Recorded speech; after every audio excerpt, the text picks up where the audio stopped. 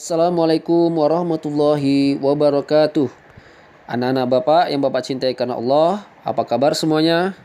Alhamdulillah, semoga semuanya selalu sehat dan lancar puasanya. Hari ini adalah hari pertama kita belajar daring di bulan puasa.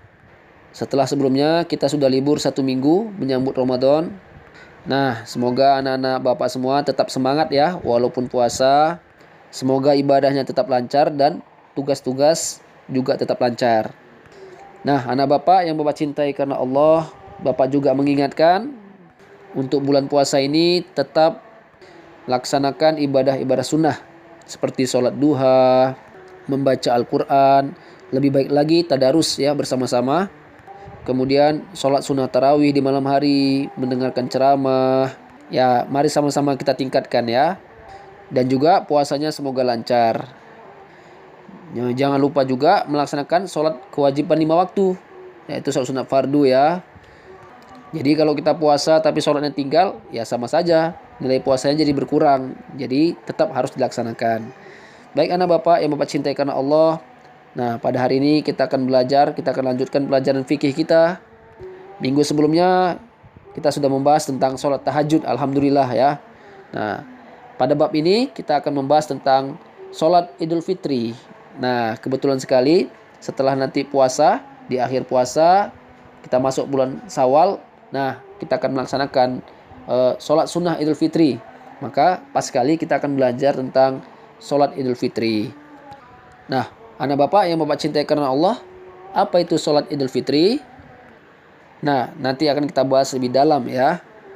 Anak Bapak yang Bapak cintai karena Allah, Allah telah memberikan banyak sekali keistimewaan pada umat Islam. Salah satu keistimewaan itu adalah Allah berikan 2 hari raya untuk umat Islam. Apa saja 2 hari raya itu? Yang pertama adalah hari raya Idul Fitri setelah kita berpuasa di bulan Ramadan, dan yang satu lagi adalah Idul Adha atau hari raya kurban. Nah, kedua hari raya tersebut biasa disebut dengan Idain ya.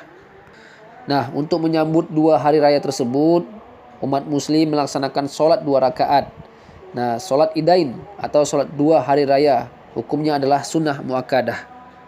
Nah, kita akan fokus membahas tentang sholat Idul Fitrinya dulu ya. Dari segi bahasa, Id itu berarti kembali, sedangkan Fitri berarti suci atau bersih. Jadi arti kata Idul Fitri adalah kembali menjadi suci. Jadi kita merayakan hari raya Idul Fitri tepat pada 1 Syawal. Hukum melaksanakan sholat Idul Fitri adalah sunnah muakkad ya. Sunnah muakkad, yaitu sunnah yang sangat dianjurkan. Jadi sholat Idul Fitri ini sangat penting. Walaupun hukumnya sunnah, tapi sangat penting untuk dilakukan. Sebagaimana hadis yang diriwayatkan oleh Ummu Atiyah. Nabi SAW menyuruh kami keluar pada 2 hari raya Idul Fitri dan hari raya haji, supaya kami membawa gadis-gadis, perempuan yang sedang haid dan hamba perempuan ke tempat sholat hari raya, dan memerintahkan para perempuan yang haid untuk menjauhi tempat sholat orang muslim. Hadis riwayat Muslim. Nah, dari hadis ini sangat penting sekali sholat Idul Fitri. Bahkan Rasulullah juga menyuruh walaupun perempuan yang sedang haid tetap datang. Tetap datang walaupun mereka tidak sholat dan tidak masuk masjid, tapi mereka hadir untuk mendengarkan khutbah dan memeriahkan hari raya Idul Fitri bersama-sama yang lainnya di masjid atau tempat sholat. Tapi dengan syarat perempuan yang haid menjauhi tempat sholat orang yang tidak haid atau orang muslim, atau tidak masuk ke dalam masjidnya, tapi cukup di luarnya saja. Kemudian anak Bapak, selanjutnya kapan pelaksanaan sholat Idul Fitri? Pelaksanaannya adalah tepatnya pada 1 Syawal, setelah menjalankan ibadah puasa selama 1 bulan lamanya. Jadi anak Bapak, sholat Id ini, Idul Fitri ini dilakukan 1 tahun sekali. Maka jangan sampai kita menyia-nyiakan kesempatan tersebut. Nah, biasanya sholat Idul Fitri dilaksanakan pada waktu duha. Ya, kalau kita di Indonesia, di Kota Medan umumnya, biasanya pelaksanaan sholat Idul Fitri berkisar antara pukul 7.30 atau setengah 8. Ya. Anak Bapak yang Bapak cintai karena Allah, selanjutnya di mana tempat pelaksanaan sholat Idul Fitri? Nah, pelaksanaan sholat Idul Fitri boleh diadakan di masjid atau di tanah lapang.